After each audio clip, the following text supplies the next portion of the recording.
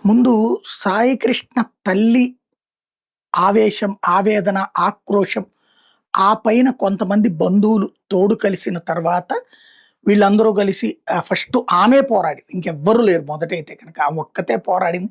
ఆ తర్వాత కుటుంబ సభ్యులు ఒక ఇద్దరు, ముగ్గురు యాడ్ అయ్యారు. వీళ్ళు కోర్ట్ దగ్గరికెళ్లారా, మానవ హక్కుల కమిషన్ దగ్గరికెళ్లారా, బార్ అసోసియేషన్ దగ్గరికెళ్లారా, కోర్ట్‌లో కేసేశారు. ఆ పైన కోర్టు 29 దాకా గడువిచ్చింది. ఇక ఇష్యూ ఫ్లేర్ అప్ అవుతున్న దశలో అప్పటిదాకా సొంత మేనమామనే టీవీ ఛానల్‌లో ఇంటర్వ్యూల్లో మాట్లాడుతూ, డిబేట్‌లలో మాట్లాడుతూ, వాడు పెద్ద క్రిమినల్, వాడు పెద్ద రౌడీ ఎలిమెంట్ అట్లాంటోడిని చంపేసినా తప్పులేదు అన్నటువంటిది మాట్లాడినటువంటి ఆయనే అకస్మాత్తుగా మళ్ళీ ఇంట్లోకి ఎంటర్ అయ్యారు. ఎంటర్ అయిపోయి నిన్న జగన్ మాట్లాడినప్పుడు, లేకపోతే నిన్న గద్దె రామ్మోహన్ వచ్చినప్పుడు వాళ్ళందరి దగ్గర ఈయన దూరిపోయారు. వాళ్ళ అమ్మని పక్కన కూర్చోబెట్టారు. ఈయన మాట్లాడడం బిగించేశారు. వాస్తవంగా ఈయన జనసేన ప్లస్ ఈ వ్యవహారంలో ఈయన చెప్పడం బిగించేశారు.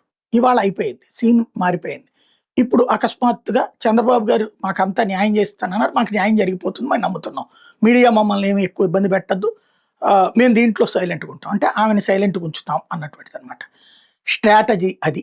శత్రువు దగ్గరికి మనవాడిని పంపించి వాళ్ళ మనిషిగానే చేసి ఆ పైన వ్యవహారాన్ని చల్లబరచడం అన్నటువంటిది. ఇది ఒక రాజకీయ టాక్టికల్ వ్యూహం.